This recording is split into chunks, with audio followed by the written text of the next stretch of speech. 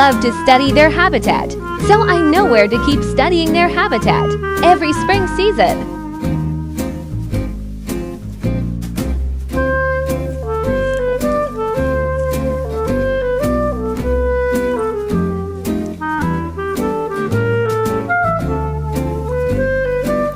These mushrooms can look a lot like some deadly mushroom species like the deadly gallerina.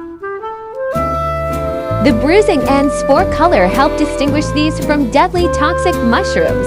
Deadly gallerinas have a rusty brown spore print, while these have a dark purple-brown spore print.